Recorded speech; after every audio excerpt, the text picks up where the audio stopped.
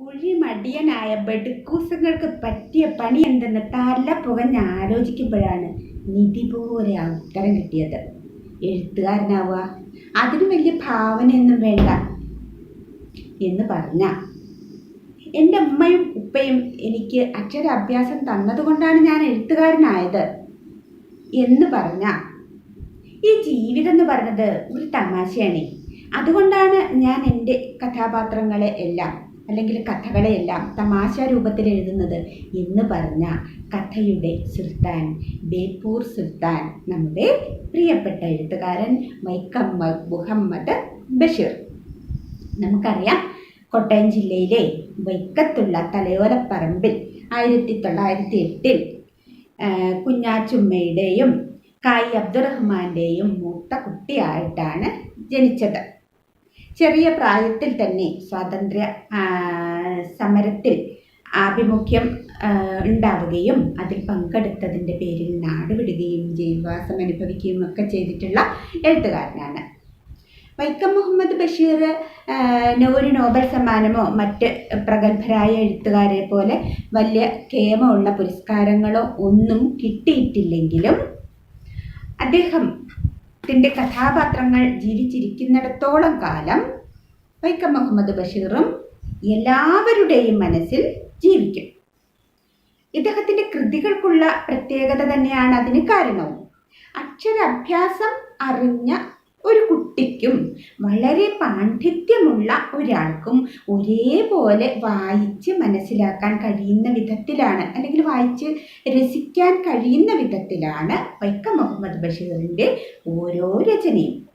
അദ്ദേഹത്തിൻ്റെ സമകാലികരായ എഴുത്തുകാരെ പോലെ അല്ലാതെ സ്വന്തമായ ഒരു ഭാഷാശൈലി, തനത് ഭാഷാശൈലി ഉടമയാണ് അദ്ദേഹം.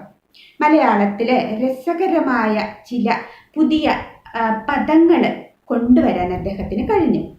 ഇപ്പോൾ അതൊക്കെ പലതും നമ്മുടെ നിത്യ ഉപയോഗത്തിലും കാണുന്നുണ്ട്, നമ്മളത് ഉപയോഗിക്കുന്നുണ്ട്. ബുദ്ധൂസ്, ബെടുക്കൂസ്, മ്ലാഞ്ചൻ, എടുപടിയിന്ന്, അണ്ടകടാഹം, ചപ്പളാച്ചി, അങ്ങനത്തെ ചില രസകരമായ ഡുങ്കുടു, ഡക്കുടു, അങ്ങനത്തെ ചില രസകരമായ പദപ്രയോഗങ്ങൾ വളരെ സങ്കീർണമായ പ്രശ്നത്തെ വളരെ ഈസിയായി, ഒരു പ്രസവം പോലും എങ്ങനെയാണ് നടന്നതെന്ന് വെച്ചാൽ പുതുക്കോ എന്ന് അല്ലേ, ആട് പെറ്റു എന്നൊക്കെ പറയുന്ന തരത്തിൽ വളരെ ലളിതമായി ഭാഷാപ്രയോഗങ്ങളെ, ഏത് സങ്കീർണമായ ആശയങ്ങളെയും വേദനിപ്പിക്കുന്നതാവട്ടെ ചിരിപ്പിക്കുന്നതാവട്ടെ അതൊക്കെ പരമാവധി നർമ്മരസം കലർത്തി വളരെ രസകരമായ രീതിയിൽ വായനക്കാരിലേക്ക് എത്തിക്കാൻ കഴിഞ്ഞതുകൊണ്ട് തന്നെയാണ് ബഷീർ എന്ന കഥ എഴുത്തുകയല്ല ബഷീർ ശരിക്കും ചെയ്യുന്നത്, കഥ പറയുകയാണ് ചെയ്യുന്നത്, നമ്മളോട് പറയുകയാണ്. അപ്പോൾ കഥ കേൾക്കുന്ന ലാഘവത്തോടെ നമുക്ക് ബഷീറിൻ്റെ കൃതികൾ വായിക്കാൻ പറ്റുന്നത് അതുകൊണ്ടാണ്. ബഷീർ ഒരാളുടെ ജീവിതത്തെ, എഴുത്തിനെ അദ്ദേഹത്തിൻ്റെ ജീവിക്കുന്ന ചുറ്റുപാടുകൾ വല്ലാതെ സ്വാധീനിക്കുന്നുണ്ട്. ബഷീറിൻ്റെ കഥാപാത്രങ്ങൾ എല്ലാവരും പറയുന്നത് പോലെ കഥ ജീവിതത്തിൽ നിന്നും ചീന്തിയെടുത്ത ഒരു ഏടാണ്. അതുകൊണ്ടാണ് അത് മറിക്കുമ്പോൾ ചോര കിനിയുന്നത്. ബാല്യകാല സഖി വായിക്കുമ്പോൾ നമ്മൾ ചിരിക്കുകയും അതേസമയം കരയുകയും ചെയ്യുന്നുണ്ട്. നമ്മുടെ ജീവിതം അനുഭവിക്കുകയാണ്. ബഷീറിൻ്റെ ഓരോ കഥയും നമ്മൾ അനുഭവിക്കുകയാണ്, അല്ലെങ്കിൽ അത് വായിച്ച് നാം ചിരിക്കുകയോ കരയുകയോ ചെയ്യുകയാണ്.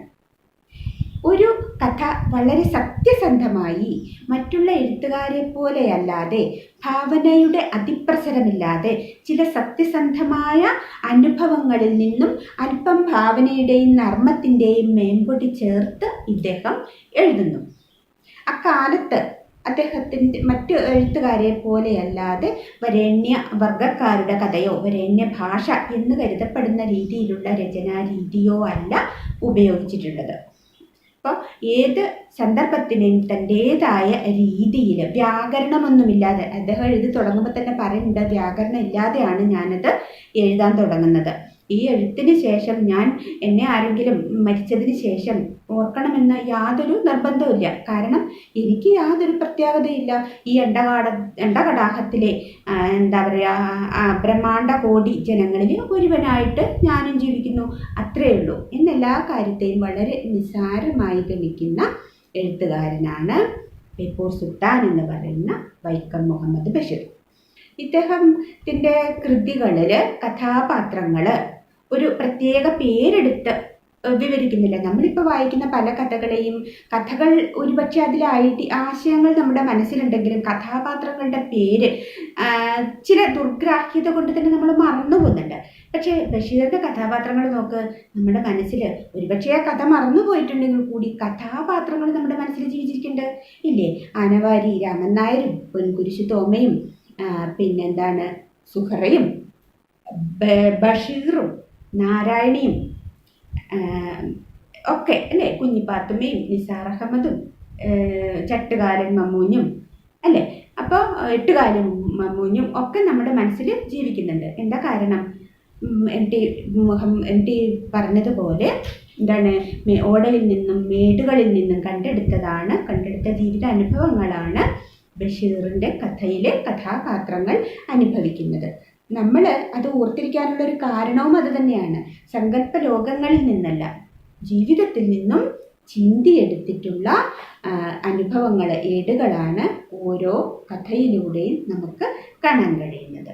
അപ്പോൾ ബഷീറിൻ്റെ ജീവിത അനുഭവങ്ങൾ എന്ന് പറയുന്നത് ഒരുപക്ഷെ മറ്റൊരു സാഹിത്യകാരനും നിർബന്ധപൂർവം എഴുതുന്നതിന് വേണ്ടി ഒക്കെ നടത്തിയതുപോലെയുള്ള യാത്രകളല്ല. ജീവിക്കാൻ വേണ്ടി കിട്ടിയ പല വേഷങ്ങളാണ്. ചെറിയ പ്രായത്തിൽ തന്നെ, വിദ്യാർത്ഥി ആയിരിക്കുമ്പോൾ തന്നെ സ്വാതന്ത്ര്യ ദേശസ്നേഹിയായ, സ്വാതന്ത്ര്യ സമരത്തിൽ പങ്കെടുത്ത് നാടുവിടേണ്ടി വന്ന 8-10 കൊല്ലം ഇന്ത്യ മുഴുവൻ പല വേഷങ്ങളിൽ ചുറ്റി സഞ്ചരിച്ച യാത്രികനാണ് അദ്ദേഹം. ഹിന്ദു സന്യാസിയായും സൂഫി വര്യനായും ഒരു പത്രക്കച്ചവടക്കാരനായും പിന്നെ പത്രാധിപരായിട്ടും കമ്പൗണ്ടറായും കൈനോട്ടക്കാരനായും പാചകക്കാരനായും കാവൽക്കാരനായും ഒക്കെ ഇദ്ദേഹം പല ജോലികൾ ജീവിക്കാൻ വേണ്ടി നടത്തിയിട്ടുണ്ട്. അപ്പോൾ ധാരാളം ജനങ്ങളുമായി, ജീവിതത്തിൻ്റെ വിവിധ മണ്ഡലങ്ങളിലുള്ള ധാരാളം ജനങ്ങളുമായി ഇടപഴകാൻ കഴിഞ്ഞതുകൊണ്ട്, അവരുടെ ജീവിതങ്ങളെ നേരിട്ടറിയാൻ കഴിഞ്ഞതുകൊണ്ട് തന്നെ കഥ എഴുത്തിന് വല്ലാത്തൊരു ചിന്തയുടെ ചിന്തയിൽ മുഴുകേണ്ട ഒരു ആവശ്യകത അദ്ദേഹത്തിന് ഉണ്ടായിട്ടുണ്ട് എന്ന് തോന്നുന്നില്ല. കഥ സ്വയമേവ അദ്ദേഹത്തിലേക്ക് വരികയായിരുന്നു. ഒരു കുഞ്ഞു കഥ പറയാമേ. ഒരു ദിവസം ഒരിക്കൽ ഇദ്ദേഹം 2 സുഹൃത്തുക്കളോടുകൂടെ ഇങ്ങനെ ഒരു ചായ കുടിക്കാൻ കയറി. അപ്പം അങ്ങനെ കാലം കൂടെയാണ് വൈക്കം മുഹമ്മദ് ബഷീറിൻ്റെത്. അദ്ദേഹം ആ കുട പുറത്ത് ഇങ്ങനെ തൂക്കിയിട്ടു. ചായ കുടിച്ചുകൊണ്ടിരിക്കുന്നതിനിടെ ഒരാൾ ആ കുടയും എടുത്തങ്ങോട്ട് പോയി. ഇത് കണ്ട സുഹൃത്ത് ബഷീറിനോട് പറഞ്ഞതാ, കുട എടുത്തതാ അയാൾ പോണെന്ന്. ഉടനെ ബഷീർ ചായക്കടയിൽ നിന്ന് ചാടി ഇറങ്ങി അയാളെ പുറകെ നിന്ന് കൈകൊട്ടി വിളിച്ചു, അതെ, ഈ വൈക്കം മുഹമ്മദ് ബഷീർ എന്ന് പറയുന്ന ആള് താങ്കളാണോ? ഇത് കേട്ടപ്പോൾ അയാൾ തിരിഞ്ഞു നിന്ന്, അല്ല, ഞാനല്ല എന്ന് പറഞ്ഞു. എന്നാലേ ആ കുട വൈക്കം മുഹമ്മദ് ബഷീറിൻ്റെയാ, അതിങ്ങോട്ട് തന്നേക്കോ, കാരണം ആ മഹാൻ ഈ ഞാനാണ് എന്ന്. അപ്പോൾ വളരെ സ്വാഭാവികമായി വരുന്ന ഒരു സന്ദർഭത്തിനെയും ഇത്തരത്തിലേക്ക് മാറ്റാനുള്ള ഒരു കഴിവ് അദ്ദേഹത്തിന് ഉണ്ട്. നമ്മൾ തങ്കം, അദ്ദേഹത്തിൻ്റെ ആദ്യത്തെ ചെറുകഥയായിട്ടുള്ള എൻ്റെ തങ്കം, പിന്നീട് അത് തങ്കം എന്നുള്ള പേരിലാണ് പ്രസിദ്ധീകരിച്ചത്. അതിന് ഇടയായ സന്ദർഭവും ഇതേപോലെ. ഇപ്പോൾ പത്രമല്ല, സ്പോർട്സ് സാധനങ്ങൾ എന്തോ സൈക്കിളിൽ കൊണ്ട് നടന്ന് വിറ്റ് ജീവിക്കുന്ന ഒരു പരിപാടി ഇദ്ദേഹം കുറേ കാലം ചെയ്തു. അതിനിടയ്ക്ക് എന്തോ ആക്സിഡൻറ്റ് വന്ന് ആ പണി ചെയ്യാൻ പറ്റാണ്ടായി. അപ്പം പിന്നെ വിശക്കാതിരിക്കണമല്ലോ, പണി വേണമല്ലോ, പൈസ വേണമല്ലോ. അതിനുവേണ്ടി ഇദ്ദേഹം ഒരു പത്രം ഓഫീസിൽ പത്രം ഓഫീസിൽ കയറി ചെന്നിട്ട് എന്തെങ്കിലും പണി അന്വേഷിച്ചു. അപ്പോൾ അവർ പറഞ്ഞത്, കഥ എഴുതി തരാമോ, എങ്കിൽ പ്രതിഫലം തരാമെന്ന്. അത് കേട്ടിട്ട് അയാൾ പുറത്തിറങ്ങി ഇങ്ങനെ നടക്കുമ്പോഴാണ് പൈപ്പിൻ്റെ ചോട്ടുന്ന ഒരു കറുത്ത സുന്ദരി കുടത്തിൽ വെള്ളം എടുക്കണ ഒരു കാഴ്ച കണ്ടത്. ആ സുന്ദരിയെ കാണുന്ന ആ സന്ദർഭം, ആ കാഴ്ചയാണ് ഇദ്ദേഹത്തിൽ എൻ്റെ തങ്കം എന്നുള്ള ഒരു കഥ മുളപെട്ടാൻ കാരണമായത്. അപ്പോൾ അത്രയും ചുറ്റുപാടുകളിൽ നിന്നും സ്വാഭാവികമായി അദ്ദേഹത്തിലേക്ക് കഥകൾ വന്നു ചേരുകയാണ്. ആ കഥകൾ അക്ഷരങ്ങളിലൂടെ തൻ്റേതായ ഭാഷയിൽ എഴുതി നമുക്ക് തരികയായിരുന്നു. നാം അത് പറയുകയായിരുന്നു. വായിക്കാതെ കഥ പറയുകയാണ്. കഥ എഴുത്തുകാരൻ മാത്രമല്ല, കഥയുടെ സുൽത്താനുമാണ്, കഥയിലെ സുൽത്താനുമാണ്. നമുക്കറിയാം, പല കഥകളിലും ബഷീർ തന്നെ കഥാപാത്രമായി വരുന്നുണ്ട്. കഥാകാരൻ തന്നെ കഥാപാത്രമായി വരുന്ന ഒരു എഴുത്ത് ശൈലിയാണ് വൈക്കം മുഹമ്മദ് ബഷീറിൻ്റേത്. പലതരത്തിലുള്ള എഴുത്തുകൾ ഇദ്ദേഹത്തിൻ്റെതായുണ്ട്. മറ്റ് എഴുത്തുകാരെ പോലെയല്ലാതെ ഒരു നോബൽ സമ്മാനം എന്ന പ്രശംസ പത്രം കിട്ടിയില്ലെങ്കിലും അവരെക്കാളൊക്കെ മേലെയാണ്, അവരെക്കാളൊക്കെ എഴുത്തറിയുന്നവർ വായിക്കുന്ന, ഓർമ്മിക്കുന്ന ഒരു പേരാണ് ബഷീർ. അത് തന്നെയാണ് അദ്ദേഹത്തിന് കിട്ടുന്ന ഏറ്റവും വലിയ ഒരു അവാർഡും. ഏതെങ്കിലും ഒരു അവാർഡ് വാങ്ങി മറവിയിലേക്ക് മറയുന്നതിനേക്കാൾ നല്ലത് ഒരിക്കലും മരണമില്ലാത്ത ഓർമ്മയായി മനുഷ്യരുടെ മനസ്സിൽ ഇരിക്കുകയാണ്. ആ ഒരു മഹാഭാഗ്യം ഈ കഥയുടെ സുൽത്താന് ലഭിച്ചിട്ടുണ്ട്. അദ്ദേഹത്തിൻ്റെ പല എഴുത്തുകളും സിനിമയായി വന്നിട്ടുണ്ട്. അതിലെ നായകനും പലപ്പോഴും ഇദ്ദേഹം തന്നെയായിരുന്നു. അപ്പോൾ ഇത്തരത്തിൽ വൈവിധ്യമാർന്ന എഴുത്തുകൾ വളരെ കുറച്ച് പേജുകളിൽ എഴുതി. ഇപ്പോൾ ബാല്യകാലസഖിയും പാപ്പക്കൊരാനയുണ്ടാർന്നു എന്നുള്ളതും പ്രേമലേഖനവും മതിലുകളും ഒക്കെ വളരെ ചെറിയ എഴുത്തുകളാണ്. പേജുകളുടെ കനമില്ലാതെ എഴുത്തിൻ്റെ കനമാണ് ഇദ്ദേഹത്തിന് കനം വെപ്പിക്കുന്നത്. നമ്മൾ അദ്ദേഹത്തിന് കൊടുക്കുന്ന കനം അതാണ്. അപ്പം മലയാള സാഹിത്യത്തിൽ ഇതുവരെ ഉണ്ടാവാത്ത, ഇനിയും ഇതുപോലൊന്നും ഉണ്ടാവില്ല എന്ന് ഒരുപക്ഷെ 100% നമുക്ക് വിശ്വസിക്കാൻ കഴിയുന്ന തരത്തിലുള്ള എഴുത്ത് സൃഷ്ടിച്ച ബേപ്പൂർ സുൽത്താനെ നമുക്ക് മറക്കുക അസാധ്യം. മലയാളം അറിഞ്ഞിരിക്കുന്ന ഓരോ കുട്ടിയും, മലയാളം ഉള്ളിടത്തോളം കാലം, മലയാള സാഹിത്യം നിലനിൽക്കുന്നിടത്തോളം കാലം ഈ ബഷീർ കഥയുടെ സുൽത്താനായി നമ്മുടെ മനസ്സിൽ ജീവിക്കുക തന്നെ ചെയ്യും എന്ന് നമുക്ക് ഉറച്ചു വിശ്വസിക്കാം.